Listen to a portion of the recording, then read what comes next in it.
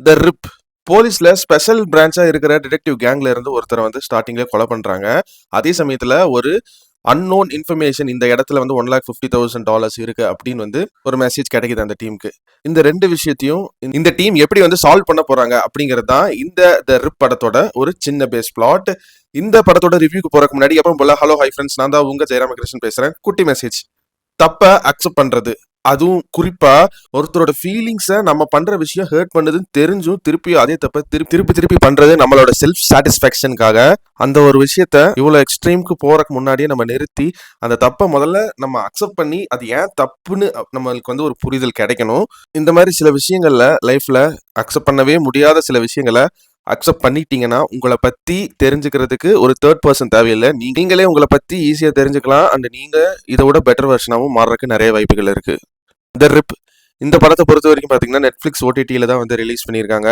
இந்த படம் ஒரு யூஸ்வல் கிளீச்சேவான ஒரு கிரைம் இன்வெஸ்டிகேஷன் ட்ராமா அண்ட் த்ரில்லர்ல இருக்கிற கதை தான். ஒரு போலீஸ் ஸ்பெஷல் பிரான்ச்ல இருக்கிற ஒருத்தங்களை கொண்டாடுறாங்க. அதே சமயத்துல இந்த இடத்துல இவ்வளவு பணம் இருக்கு அப்படின்னு தெரிஞ்சதுக்கு அப்புறம் அந்த டீம் என்னெல்லாம் பண்ண போறாங்க அப்படின்னு ஒரு யூஸ்ஃபுல்லான டெம்ப்ளேட்ல ஆரம்பிக்கிற கதை தான் வந்து இந்த த ரிப் படத்தோட கதையும். இதை எந்த அளவுக்கு டிஃப்ரெண்டா காட்டியிருக்காங்கன்னா, இப்போ கரண்ட் ட்ரெண்ட்ல இப்படி ஒரு கேங் இருந்தா எப்படி சகஜமா நம்மள மாதிரி பேசிப்பாங்க அப்படின்னு காட்டின கேரக்டரைசேஷனாவே இருக்கட்டும், அண்ட் ஒவ்வொரு கேரக்டருக்கு பின்னாடி இருக்கிற ஒரு பேக் ஸ்டோரியா இருக்கட்டும், இந்த மாதிரி சில விஷயங்களை கொஞ்சம் நுணுக்கமா ட்ரை பண்றத விட மேலோட்டமா போர் அடிக்காத மாதிரி சொல்ல ட்ரை பண்ணியிருக்காங்க. அண்ட் கேரக்டர் ரைட்டிங்னு பெருசா எங்கேயும் போலேனாலும் ஒருத்தரை நம்ப வைக்கிறதுக்கு எந்த அளவுக்கு டீப்பா இறங்கி நடிக்கணும் அப்படின்னு ஒரு சீன் வந்து இந்த படத்துல இருக்கு. அதுல அந்த ஆக்டரோட பெர்ஃபார்மன்ஸ், நான் பேர் சொல்ல விரும்பல ஏன்னா சொன்ன ஸ்பாய்லர் ஆயிரும். மனுஷன் பிரிச்சு எடுத்துட்டாரு அந்த ஆக்டிங்க. நீதான் அந்த கேரக்டர் அப்படிங்கிற அளவுக்கு அது ஒரு ப்ரெடிக்டபிள் ஒன்னா பாக்குறவங்களுக்கு இருந்தாலும் எனக்கு பார்க்கும்போது ஒரு பெரிய ட்விஸ்டா தான் இருந்துச்சு அந்த சீன். அண்ட் பென் அஃப்லிக் இந்த படத்துல ஜேடி அப்படிங்கிற கேரக்டர் பிளே பண்ணியிருப்பாரு.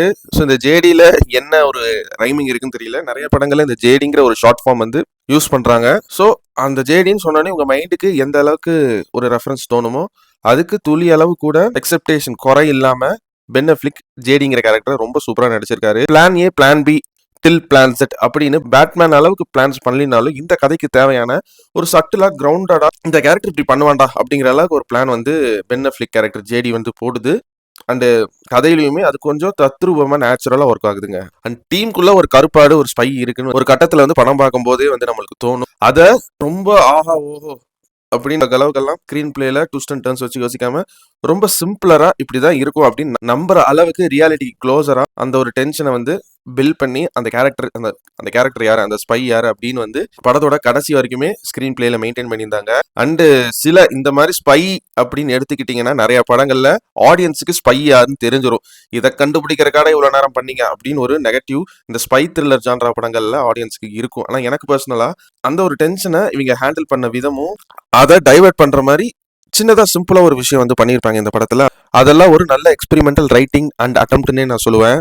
அண்ட் இந்த படத்தோட மியூசிக் சொல்ற அளவுக்கு இல்லைனாலும் ஒரு டீசென்டான ஒர்க்கு. எனக்கு பர்சனலா வந்து இந்த படத்தோட சவுண்ட் டிசைன், குறிப்பா கன்ஸோட சவுண்ட், சில கன்ஸுக்கு தனியான ஒரு சவுண்டிங் பேட்டர்ன் இருக்கும். அதை எல்லா கன்ஸுக்கும் வேரியேஷன் பண்ணி நல்லாவே காட்டியிருந்தாங்க. அண்ட் சில கவுன் சவுண்ட் நம்ம ரியல் லைஃப்ல கேட்கும்போது என்னடா இவ்வளவு காமெடியா இருக்கு அப்படின்னு தோணும். அந்த மாதிரி ஒரிஜினல் சவுண்டையுமே வந்து ரீக்ரியேட் பண்ணியிருக்காங்க இந்த படத்துல. இந்த படத்தோட நெகட்டிவ், இந்த ரிவ்யூ வரக்கு லேட் ஆச்சுன்னா இது ஒரு ஒன் ஆஃப் த ரீசன். ஏன்னா இந்த படத்தை இங்கிலீஷ்ல ஃபர்ஸ்ட் டைம் பார்த்துட்டு அதுக்கப்புறம் தமிழ்ல பார்த்துட்டு அதுக்கப்புறம் மறுபடியும் இங்கிலீஷ்ல பார்த்தேன். ஏன்னா தமிழ் டப்பிங் அந்த அளவுக்கு மேட்ச் ஆகுதுன்னு பாக்குறதுக்காக. எப்பா நெட்ஃபிளிக்ஸ் இப்பதான் வந்து இந்த நைட் ஆஃப் செவன் கிங்டம்ஸ்ல பாராட்டினேன், நல்லா டப்பிங் பண்றீங்க அப்படின்னு நெட்ஃபிளிக்ஸை. பட் இந்த படத்துக்கு யூஸ் பண்ண அந்த டப்பிங் டீம் தமிழ்ல கோட்டை விட்டுருக்காங்க. ரொம்ப பண்டைய காலத்து தமிழை வந்து பேசியிருக்காங்க, அவர்கள் இவர்கள் அப்படின்லாம். அது ஒரு மைனஸ். தமிழ்ல நீங்க பாக்குறீங்கன்னா என்னோட சஜஷன் என்னன்னா இங்கிலீஷ்லயே பார்க்கலாம்னு சொல்லுவேன். இன்னொன்னு, மார்டின் சாகோஸ்கி எடுத்த டிபார்ட்டட் மாதிரி இந்த படம் இருக்கும்னு நினைச்சீங்கன்னா, ஏன்னா அதுலயுமே வந்து மேட் டேமன் நடிச்சிருப்பாரு, பென் அஃப்லிக் ரோல் மாதிரி வந்து அதுல லியோனார்டோ டிகார்பியோ நடிச்சிருப்பாரு. இப்படின்லாம் எக்ஸ்பெக்டேஷன்ஸ் ரொம்ப அதிகமாக வச்சு இந்த படத்தை பார்த்தீங்கன்னா டிசப்பாயிண்ட் ஆக மாட்டீங்க. பட் அந்த அளவுக்கு இல்லையா அப்படிங்கிற ஒரு ஃபீல் இருக்கும். ஸோ இந்த படத்தை மைண்ட்ல வச்சுட்டு இந்த படத்தை பார்க்காதீங்க. ஒரு டீசென்டான ஒரு என்டர்டெயின்மெண்ட் படமா இது தெரியும். அண்ட் கேரக்டர்ஸ்க்கு நடுவில் இருக்கிற அந்த ஒரு எமோஷனல் பாண்டுங்கிறது ஆடியன்ஸுக்குமே வந்து அவங்களால ஈஸியா கடத்த முடியல. ஓ இப்படியா, ஓ அதனாலதான் இப்படி ஆச்சா அப்படிங்கிற அளவுக்கு ஓரளவுக்கு மேலோட்டமாக தான் வந்து இருந்துச்சு. அந்த அளவுக்கு டெப்தா வந்து கேரக்டர் கனெக்ஷன் கொடுக்கல. எக்ஸாம்பிளுக்கு சொல்லணும்னா, ஒரே ஒரு சீன் இருந்தாலுமே வந்து அந்த மேட் டேமன் பிளே பண்ண அந்த டேனுங்கிற கேரக்டருக்கு ஒரு பையன் இருப்பான். அந்த பையனுக்கும் அப்பாவுக்கு இருக்கிற அந்த ஒரு ஒரு சின்ன டைலாக் வந்து எந்த அளவுக்கு இம்பாக்ட் கிரியேட் பண்ணுங்கிறது படம் பார்க்கும்போது நீங்க ஃபீல் பண்ணுவீங்க. ஸோ அந்த அளவுக்கு சிம்பிளரா இருந்தாலும் அந்த எமோஷனல் பாண்டிங் அண்ட் கனெக்ட்ங்கிறது அந்த கேரக்டருக்குள்ள நல்லாவே டெவலப் ஆகியிருக்கிற மாதிரி அந்த ஒரு ஆக்டிங் பெர்ஃபார்மன்ஸ் இருக்கும். பட் அந்த அளவுக்கு கேரக்டர் பாண்டிங்கும் சரி, எமோஷனல் கனெக்டும் சரி கொஞ்சம் மிஸ் பண்ண மாதிரி இருந்துச்சு இந்த படத்துல எனக்கு மற்ற கேரக்டர்ஸுக்கு. அண்டு இந்த படம் நடக்கிற அந்த லொகேஷன் மயாமி, இதுல ஏகப்பட்ட போலீஸ் டிடெக்டிவ் ஸ்டோரிஸே நிறைய வந்திருக்கு. எக்ஸாம்பிளுக்கு சொல்லணும்னா பேட் பாய்ஸ்ல 4 படங்கள் வந்திருக்கு. அதே மாதிரி டெக்ஸ்டருங்கிற வெப் சீரியஸ் கிட்டத்தட்ட ஒரு 6 சீசன் கிட்ட எடுத்திருக்காங்க. இந்த மாதிரி மயாமி அண்ட் போலீஸ் டிடெக்டிவ் இப்படிங்கிறது ஹாலிவுட்ல சொல்லப்படாத ஒரு காதல் கதை அப்படிங்கிற மாதிரியே சொல்லலாம். அதுலயும் பர்டிகுலரா பிரதர்ஹுட்டை பேஸ் பண்ணி அந்த மாதிரி படங்களும் வெப் சீரிஸும் நிறையவே வந்திருக்கு.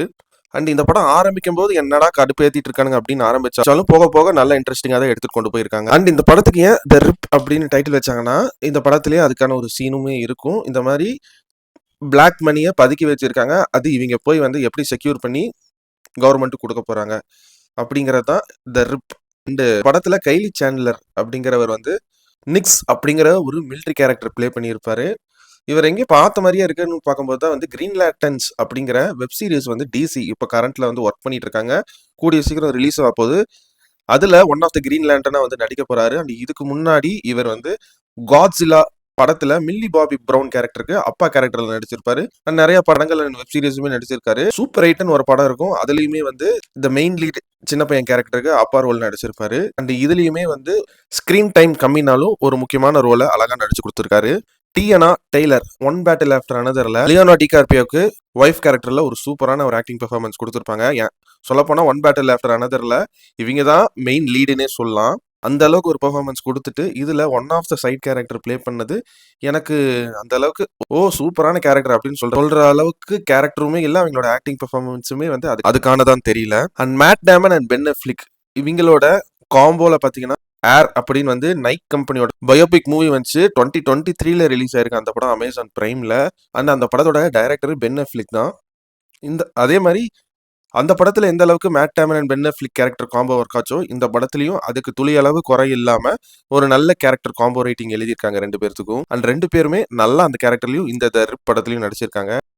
சொல்ல போனா அமேசான் பிரைம்ல த ஏர் அப்படிங்கிற படம் வந்து டைரக்ட் ஓடிடி ரிலீஸ் ஆச்சு 2023ல. அதே மாதிரி இந்த 2026ல த ரிப் இப்படிங்கிற படமுமே வந்து டைரக்ட் ஓடிடி ரிலீஸ் தான். இந்த 2 படங்களுக்கு இன்னொரு காமன் ஃபேக்டர் இருக்கு. என்னன்னா 2 படங்களுமே உண்மை சம்பவங்கள் பேஸ்ட் ஆன் ட்ரூ ஈவெண்ட்ஸ் பத்தின படங்கள் தான்.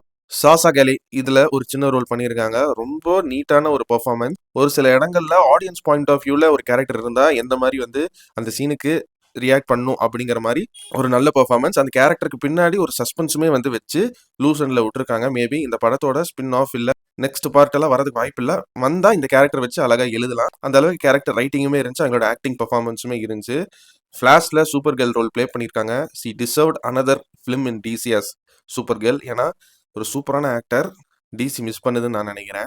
அண்ட் இந்த படத்தோட டைரக்டர் ஜோ கெரஹன், இவர் என்னடா இந்த படத்துல Miami touch and Bad Boys touch இருக்கு அப்படின்னு யோசிக்கும் போது பார்த்தா பேட் பாய்ஸ் ஃபார் லைஃப் இவர் தான் வந்து டைரக்ட் பண்ணியிருக்காரு. நான் ஏன் வந்து தமிழ் டப்பிங்க இவ்வளவு ஃபோர்ஸ்டா சொல்றேன்னா, ஏன்னா இங்கிலீஷ்ல ரொம்ப சூப்பரா வந்து நம்ம ஃப்ரெண்ட்ஸ் கேங் வந்து ஒரு போலீஸ் குரூப்ல இருந்தா எந்த மாதிரி ஜாலியா பேசுவாங்களோ அந்த அளவுக்கு நேச்சுரலா வந்து பேசியிருக்காங்க டைலாக்ஸ் மூலியமா. ஸோ அந்த விஷயத்த கண்டிப்பா நெட்ஃபிளிக்ஸோட பழைய டப்பிங் டீம் இருந்திருந்தா நல்லாவே பண்ணியிருக்க முடியும் அப்படிங்கிறங்காட்டி தான் வந்து அதை ஸ்ட்ரெஸ் பண்ணி திரும்ப திரும்ப சொல்றேன். மற்றபடி இந்த ரிப் படத்தை பத்தி ஸ்பாய்லரே இல்லாம எல்லாத்தையும் கவர் பண்ணிட்டேன்னு நினைக்கிறேன். அண்ட் இந்த ரிப் படத்துக்கு என்னோட ரேட்டிங் என்னன்னு கேட்டீங்கன்னா 100க்கு ஒரு 60 மார்க்ஸ் தருவாங்க. The Rip watchable but limited lasting impact. நான் உங்களை இதே மாதிரி இன்னொரு சூப்பரான வீடியோல சந்திக்கிற வரைக்கும் நீங்களும் நல்லா இருங்க, எல்லாரையும் நல்லா வச்சிருங்க. அவ்வளவுதாங்க விஷயம். நன்றி, வணக்கம், பாய் பாய், நான் வரேங்க.